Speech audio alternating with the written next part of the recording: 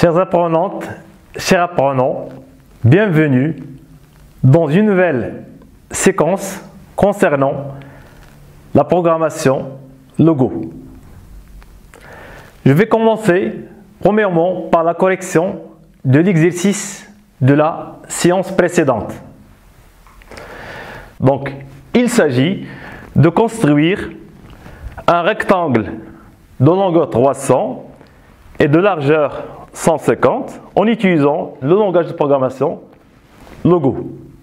Origine permet de renvoyer la tortue au centre de l'écran. Donc il existe plusieurs solutions. Je commence par la solution numéro 1. Donc je vais utiliser la primitive pour avancer de 150 pas. Puis je tourne à droite 90 degrés. J'avance 300 pas en avant. Je tourne à droite 90 degrés. Puis j'avance 150 et je tourne à droite 90 degrés. Et enfin, j'avance 300 pas. La deuxième solution, c'est l'abréviation des primitives déjà utilisées dans la solution numéro 1. Donc, au lieu d'utiliser la primitive avance, j'utilise l'abréviation AV. Pour la primitive tourne droite, je peux utiliser l'abréviation TD.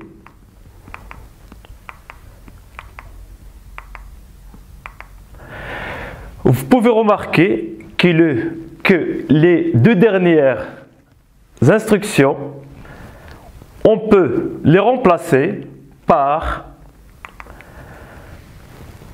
faire tourner notre tortue vers la gauche 90 degrés, puis je recule 300 pas. Ou bien, supposons que nous avons commencé le dessin au centre de l'écran, je peux utiliser la primitive origine. Lançons tous ensemble le logiciel Xlogo et faisons ce travail. Maintenant, après avoir lancé le logiciel Xlogo, nous allons tracer tous ensemble un rectangle de longueur 300 et de largeur 150. Commençons par la primitive avance 150. Puis, TD pour tourner à droite 90, avance 300, TD 90, AV 150, TD 90, avance 300. Et pour revenir à la position initiale de la tortue, je tourne à droite 90. Je cache ma tortue et voilà le dessin de rectangle. Maintenant, je vais vider écran pour dessiner le même rectangle en utilisant cette fois-ci la primitive répète. Donc, dans la barre de commande, écrivez la primitive répète 2 entre crochets AV 150, TD 90, AV 300, TD 90. Fermez le crochet et validez. Donc nous avons tracé encore le même rectangle en utilisant la primitive répète. Essayons maintenant de dessiner le rectangle en utilisant une procédure rectangle. Ouvrons tous l'éditeur de procédure. Je commence la procédure par le mot pour, suivi du nom de la procédure rectangle. Je fais un retour à la ligne. Primitive répète 2 fois. J'ouvre le crochet AV 150, TD 90, AV 300, TD 90. Je ferme mon crochet et je ferme la procédure par le mot fin. J'enregistre et je vais appeler ma procédure dans la barre de commande. Donc saisissez rectangle, je valide par entrée et vous voyez que la tortue a dessiné un rectangle de longueur 300 et de largeur 150 en utilisant cette fois-ci une procédure rectangle définie par l'utilisateur. Essayez chez vous de dessiner le même rectangle en utilisant les autres primitives vues pendant la correction de l'exercice. Maintenant, on va entamer la séance d'aujourd'hui. Donc, il s'agit d'une nouvelle notion concernant la notion de données et de variables. Dans la vie courante, on est habitué à utiliser des outils pour garder, déplacer, manipuler des objets sans les perdre. Comme exemple, des sacs pour garder du blé, une trousse pour garder des affaires, un cartable pour garder des cahiers. Donc il en est de même en informatique.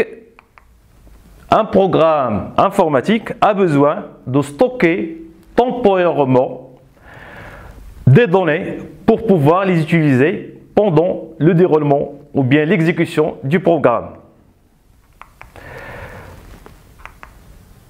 Cet espace qu'on réserve au niveau de la mémoire vive de l'ordinateur s'appelle une variable.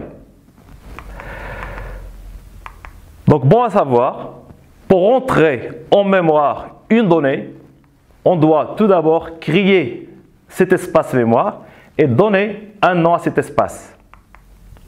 Donc, une variable peut être caractérisée par le nom ou bien l'identifiant, qui est toujours un nom symbolique qui représente la donnée. Généralement, il porte un nom significatif. Il existe aussi une caractéristique concernant son type, le type de données qu'on va enregistrer ou bien qu'on va stocker dans cet espace mémoire, sachant qu'il existe deux types, un type numérique ou bien un type texte. Et enfin, la valeur. Donc la valeur, c'est ce que l'on met dedans. Passons maintenant à un exercice pratique dans lequel on va entamer la notion de données de variables. Donc, l'énoncé de l'exercice, on désire écrire un programme qui demande à l'utilisateur de saisir deux nombres, effectue leur somme et afficher le résultat. Donc, le dialogue qui sera entre notre programme qu'on va réaliser avec l'utilisateur, c'est-à-dire la personne qui est assise devant la machine. Dans un premier temps, la machine, elle doit afficher une donnée, un texte. Comme exemple, donner la première valeur. L'utilisateur va intervenir et il va saisir une donnée, par exemple la valeur 5. Donc cette valeur va être stockée directement dans l'espace mémoire qu'on va créer. Après, la machine ou bien le programme va demander de saisir ou bien de donner la deuxième valeur. Puis l'utilisateur va saisir la deuxième valeur, c'est-à-dire va saisir la valeur à partir d'un clavier. Après, le programme va effectuer la somme des deux valeurs et va afficher un texte dans lequel on va saisir la somme E suivie de la somme des deux valeurs qu'on a entrées. Donc la somme est 12. Donc, pour faire cet exercice, d'après vous, quel est le nombre de variables nécessaires pour la conception de ce programme? Dans notre cas, la donnée est un texte, comme le message donner la valeur du premier nombre. Ou bien un nombre comme la valeur qu'on a saisie au clavier, par exemple 5. Dans d'autres cas, il peut être sous plusieurs formes, soit une image, soit un texte, soit un fichier, ou bien d'autres. Maintenant, faisons l'analyse du problème de l'activité. Pour faire un programme qui calcule la somme de deux nombres quelconques, on doit premièrement entrer en mémoire de l'ordinateur la valeur du premier nombre. Donc, cette case mémoire, je vais l'appeler A. Puis la valeur du deuxième nombre, que je vais appeler B. Ensuite, on lui demande de faire leur somme. Donc, le contenu de la variable A plus le contenu de la variable B. Enfin, on affiche le résultat de leur somme. Donc, on aura besoin de trois variables, les deux opérandes A et B, les entrées, et la somme S qui est le résultat. La variable S peut être utilisée en lui affectant la somme de A plus B, sinon je peux afficher directement la somme de A plus B sans passer par la variable S. Donc, ce qu'il faut retenir de tout ceci, qu'il existe des instructions d'entrée et de sortie. Donc, les instructions d'entrée, on les appelle la lecture, de sortie, on les appelle l'écriture. Donc, elles permettent à l'ordinateur de communiquer avec l'extérieur. Donc, les instructions de lecture permettent de récupérer les valeurs à partir d'un clavier, d'un périphérique d'entrée comme un clavier.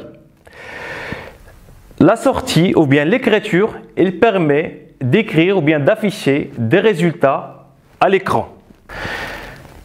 On utilise la primitive lit entre crochets le message à afficher dans la boîte de dialogue, suivi de guillemets et le nom de la variable qui va recevoir cette valeur. Exemple, lit entre crochets, donner la première valeur suivie du nom de la variable A. Idem pour la variable B, on écrit la primitive lit entre crochets, le message à afficher sur la boîte de dialogue, donner la deuxième valeur, puis guillemets B. Donc pour afficher la valeur d'une variable, on utilise la syntaxe suivante. Il s'agit ici d'une sortie, d'un affichage sur un écran. Donc la primitive qu'on va utiliser, c'est la primitive écrit suivie d'un nom de la variable. Donc deux points, nom de la variable. Pour afficher du texte, on utilise la primitive écrit, cette fois-ci, guillemets, texte. Je précise ici qu'il s'agit d'un seul bloc de texte. S'il s'agit d'un ensemble de mots ou bien d'un texte contenant des espaces et d'autres caractères spéciaux, on utilise la syntaxe suivante, écrit entre crochets, notre message.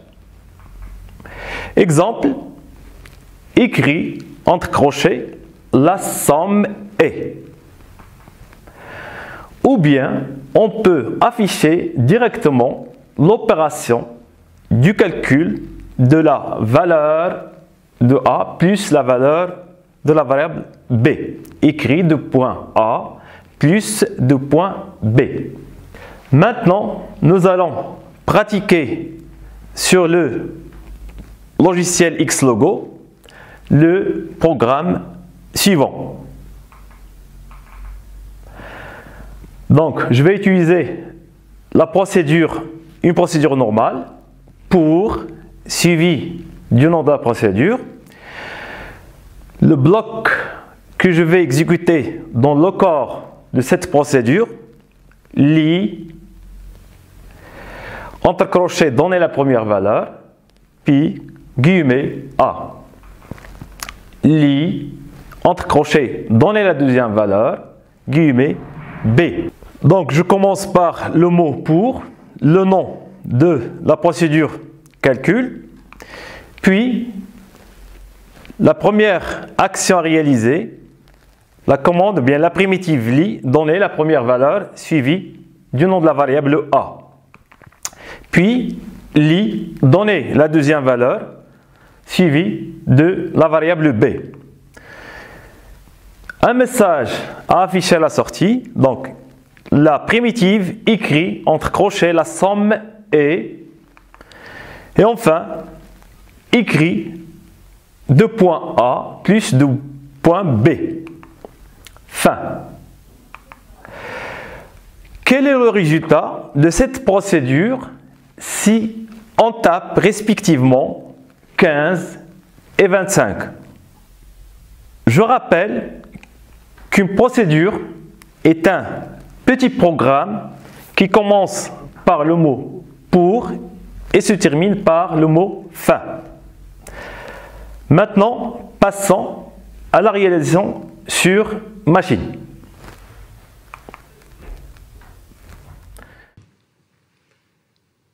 À l'ouverture du logiciel Xlogo, nous allons accéder à l'éditeur de procédure. Commençons par la définition de la procédure. Donc je commence par le mot pour, suivi du nom de la procédure que je vais appeler calcul. À la ligne, la primitive lit, entre crochets, donner la première valeur. Espace, guillemets, le nom de la variable A, qui va contenir la valeur du premier nombre. À la ligne, la primitive lit, entre crochets, donner la deuxième valeur. Guillemets, B.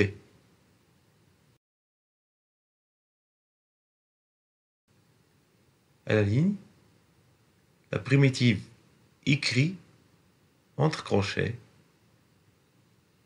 la somme est, à la ligne, écrit, je vais appeler la variable A en utilisant deux points A plus opérateur d'addition plus deux points B. Fin de la définition de la procédure calcul. Enregistrer. Donc nous venons de créer la procédure calcul. La procédure calcul peut être utilisée maintenant comme étant une primitive du langage. Essayons d'exécuter cette primitive. Donc la barre de commande saisir la primitive calcul. Une boîte de dialogue qui s'affiche, donc le titre et le suivant. Donner la première valeur avec un champ dans lequel on va saisir la valeur de A.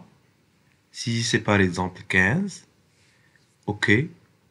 Une autre boîte de dialogue qui s'affiche, dont le titre est donner la deuxième valeur. On va saisir maintenant la valeur 25. Je valide par OK. Et le résultat qui s'affiche dans la partie de l'historique. Donc la somme est 40. Vous pouvez faire n'importe quelle somme de deux nombres en utilisant cette procédure calcul. Maintenant, je passe à une autre partie dans notre cours, c'est l'affectation. Donc l'opération qui consiste à attribuer une valeur à une variable s'appelle l'affectation. Une variable est définie et initialisée par la primitive done. Donc sa syntaxe, primitive done, suivie du nom de la variable avec les guillemets, puis la valeur à affecter à cette variable. Donc, dans cet exemple, nous avons une boîte ou bien une variable qu'on peut assimiler à une boîte dans laquelle on va stocker la donnée valeur. Donc cette opération qui me permet de faire ou bien de stocker la valeur dans la boîte variable, ça s'appelle l'affectation. Nous avons assimilé ici notre case mémoire comme étant une boîte. Donc pour affecter une valeur à la variable, on utilise la syntaxe donne, le nom de la variable suivi de la valeur à affecter. Remarque, le guillemet est obligatoire pour les mots de type texte et facultatif pour les valeurs numériques. Une liste de mots est obligatoirement à insérer entre crochets. Exemple, donne le nom de la variable, le nom, la valeur à affecter, c'est un texte, Ayoub. Donc on affecte la valeur Ayoub à la variable nom. Un deuxième exemple, donne la variable âge, la valeur 13. Dans ce cas, on affecte la valeur 13 à la variable âge. Donc s'il s'agit d'une liste de mots, je vais écrire donne, guillemets, le nom de la variable collège, entre crochets, la valeur à affecter, comme exemple, collège des Orangers. Donc, comme résumé de cette séance, nous avons vu tous ensemble la notion de données et de variables, les caractéristiques d'une variable, qui sont le nom, le type et la valeur. On a vu aussi les instructions d'entrée-sortie, la primitive lit et la primitive écrit, et enfin, on a vu l'affectation qu'on a vu comme étant une attribution d'une valeur à une variable qu'on écrit sous forme de primitive donne. Il s'agit d'écrire une procédure qui exécute les primitives ci-dessous en respectant la syntaxe de Xlogo. La primitive VE, après la primitive fixe la taille crayon à 5, primitive fixe la couleur crayon en rouge, donne la variable pas, la valeur 100, répète 5 fois le bloc qui va répéter 3 fois avance pas, puis on tourne à gauche 120 degrés et on affecte à la variable pas une nouvelle valeur, donc donne pas, 2 points pas, plus la valeur 50. La deuxième question, déterminer le dessin qui va s'afficher après l'exécution de cette suite de commandes. La correction de cet exercice sera faite dans la séquence ou bien la séance prochaine. Cette séance prend fin. Je vous souhaite bonne chance et à la prochaine fois.